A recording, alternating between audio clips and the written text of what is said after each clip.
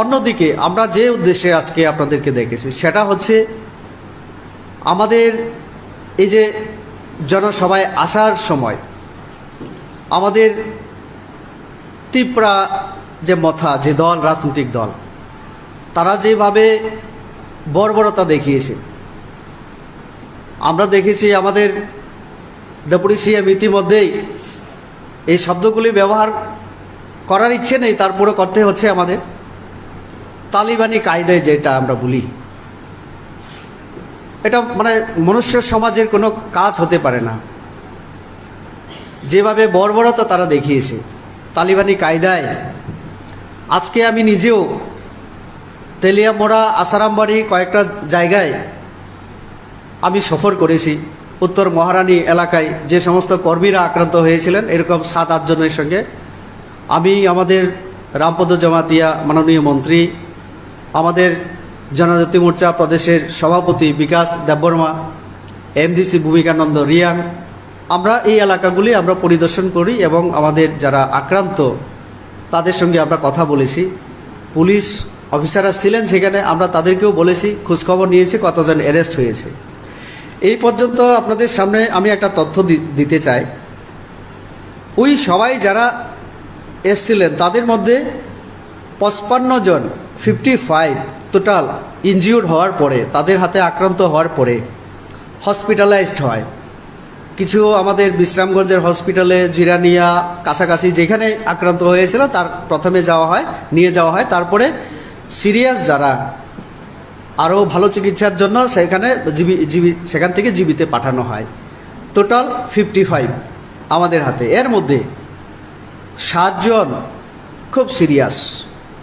আমাদের অনেক কার্যকর্তা, আমাদের মন্ত্রীরাও গেছেন, আমাদের কেন্দ্রীয় মন্ত্রীও গেছেন, আমাদের রাজ্যমন্ত্রী গেছেন এবং আমাদের অনেক নেতৃত্ব জীবিতে গিয়ে বিভিন্ন জায়গায় গিয়ে গতকাল থেকে তারা দেখে আসছেন। আমাদের পার্টির তরফ থেকে আমরা সাহায্য করছি বিভিন্নভাবে।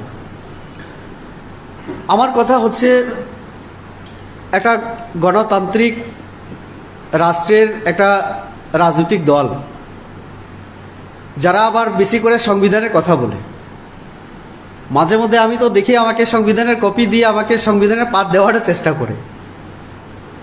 তিনি আবার একদিন আগে সাংবাদিকদের দেখে বা অনলাইনের মাধ্যমে যেভাবে হোক তিনি একটা নাটক করেছিলেন। আমি বলবো নাটক। বললেন, জেপি নাড্ডাজি ওয়েলকাম, স্বাগত। অন্যদিকে ওনার কি বাহিনী আমি জানি না, মাঝে মধ্যে দেখি ওয়ারিয়ার। আমরা শুনেছি, এটা রাজ আমলে এই শব্দগুলি শুনি। গণতান্ত্রিক যুগে ওয়ারিয়ার শব্দ অর্থহীন, কিন্তু তিনি সবটাই রাজতন্ত্রের যুগের সেই আমলের শব্দগুলিকে বাঁচিয়ে রাখার চেষ্টা করছেন। ওয়ারিয়ার কারা? আপনারা আমার থেকে আরও ভালো বুঝেন। তো ওয়ারিয়ারদেরকে তিনি তাহলে কি এই কাজটাই করতে বলেছিলেন? একদিকে অনুরোধ করেন ওয়েলকাম, কথা বলতে চায়, সাংবিধানিক সুরাহা আমাদের দরকার, সাংবিধানিক অধিকার, কনস্টিটিউশনাল সলিউশন, এই শব্দগুলি। আর অন্যদিকে এই যে কাজটা, এটা সংবিধান বিরোধী, গণতন্ত্র বিরোধী। এটা আমরা নিন্দা জানাই, তীব্রভাবে নিন্দা জানাই। দুঃখের কথা, উনি অনেক কিছু কথা বলেন, কিন্তু তারপরের দিন এত ঘটনা হয়ে যাওয়ার পরে একবারের জন্য তিনি নিজেদের কর্মীদের উদ্দেশ্যে তিনি বার্তা দেননি কিছু। আমি আজকেও যে জায়গায় গিয়েছি, উত্তর মহারানী এলাকায়, আমি জিজ্ঞেস করেছি আমাদের কার্যকর্তাদেরকে, দুপুরে আক্রান্ত হওয়ার পরে রাতের বেলায় এবং আজকে যারা হসপিটাল থেকে ফিরে বাড়িতে গেছে তাদেরকে আজকে অনেক জায়গায় আবার হুমকি দেওয়া হচ্ছে, রাতে দেখা হবে, ঘর পোড়ানো হবে, এই পাড়ায় থাকতে পারবে না। তারা কি বলতে চায়? আমরা বিজেপি, আমরা শান্তি এবং উন্নয়ন বিশ্বাস করি। তাদের মতো এরকম অহিংসা কার্যকলাপ আমরা বিশ্বাস করি না। তার জন্য আমাদের কার্যকর্তাদেরকে আমরা বলেছি, আমরা যারাই সেখানে আমরা গিয়েছিলাম, আমরা বলেছি আপনারা একতাবদ্ধভাবে পাড়ার সকলে আপনারা কথা বলুন এমনকি আমি বলেছি যে যারা আইপিএফটি এবং যারা এই যে মথার নেতৃত্ব তাদের সঙ্গে কথা বলুন, কারণ আমি শুনেছি মহারানী এলাকায় এইসব যারা করছে তারা কিন্তু বাইরে থেকে গিয়েও করছে। কেউ কেউ খোয়াই এলাকা থেকে, কেউ কেউ আসারামবাড়ি এলাকা থেকে, তেলামোড়া ওই সব এলাকায় বা আমাদের মুঙ্গিয়াকামি এলাকায় এরকম সন্ত্রাস করার জন্য তারা প্রয়াস চালাচ্ছে।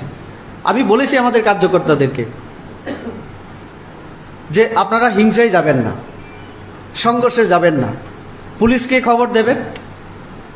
সব জায়গায় আমরা বলেছি এবং আমাদের কাছে খবর এসছে, সব জায়গায় পুলিশকেও বলা হয়েছে, এফআইআর করা হয়েছে। পুলিশ কোথাও কোথাও বাড়ি করে তাদেরকে খোঁজার জন্য কয়েকবার গেছে, কিন্তু তারা পলাতক সবাই। বিভিন্ন জায়গায় পুলিশ সক্রিয় আছে। আমরা পুলিশকে আমাদের যে সমস্ত করার চেষ্টা হচ্ছে সেখানে আমরা বলেছি যে আরও অ্যাক্টিভ হওয়ার জন্য। কাজে আমরা এই ঘটনার তীব্র নিন্দার সাথে সাথে আমরা আহ্বান রাখতে চাই আমাদের কর্মীদের এবং ত্রিপুরাবাসী সবাইকে যে শান্তির পরিবেশ বজায় রাখুন। আমরা মানুষের সাথে আমরা কাজ করছি এবং আমরা যে কথা আমরা 18 আগে বলেছিলাম, সবকা সাথ সবকা বিকাশ, সবাইকে নিয়ে চলার আমাদের মানসিকতা। তো কাজেই যাতে হিংসায় কেউ তাদের পাতানো ফাঁদে কেউ যেন পা না দেয়। আমরা শান্তি এবং উন্নয়নে বিশ্বাস করি, এ কথা আমাদের কার্যকর্তার উদ্দেশ্যে এবং আপনাদের মাধ্যমে আজকে একটা বার্তা সেটাই আমরা দিতে চাই যে হিংসার দ্বারা কোনো উন্নতি, কোনো থাঞ্চা কখনো সম্ভব না। আমরা দেখেছি, আমি যে লোকটার সঙ্গে আজকে আমাদের কয়েকজনের সঙ্গে কথা হয়েছে, একজন মহিলা বলছিলেন পরিচিত, কিন্তু একটা বড় রড দিয়ে তার বুকের মধ্যে মারার চেষ্টা করেছিল। ফলে একজন পুরুষ লোক সেখানে হাতটা বাড়ানোতে তার হাতের মধ্যে লেগে যায়, না হলে মহিলা হয়তো জায়গাতেই শেষ হতো।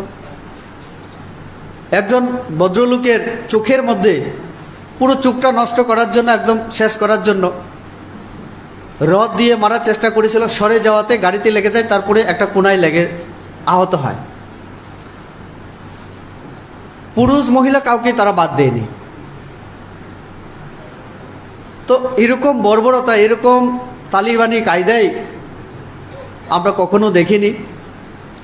এর মধ্যে কয়েকটা নাম এসছে যারা একটা সময় সিপিএমের চেয়ারম্যান ছিল, নেতা ছিল, আজকে তারাই আবার ওই মথাতেও তারা নেতৃত্ব দিচ্ছে, এরকম খবর আমাদের কাছে এসছে। আমরা তো বরাবর বলে থাকি লাল মথা, আসলে এই মথা, লাল মথা সম্পূর্ণভাবে কন্ট্রোল আমাদের প্রদ্যুৎ বাবুর হাতে নেই। আর আমি শুনেছি তাদের মধ্যেও, দলের মধ্যে নানা কলহ চলছে। এইগুলিকে, এই যে দুর্বলতা যে দিক, এটাকে ধামাচাপা দেওয়ার জন্য তারা এই যে হিংসায় তারা নেমে এসছে। কাজেই আমাদের দলের তরফ থেকে আমরা তার প্রতিবাদ এবং নিন্দা জানাচ্ছি।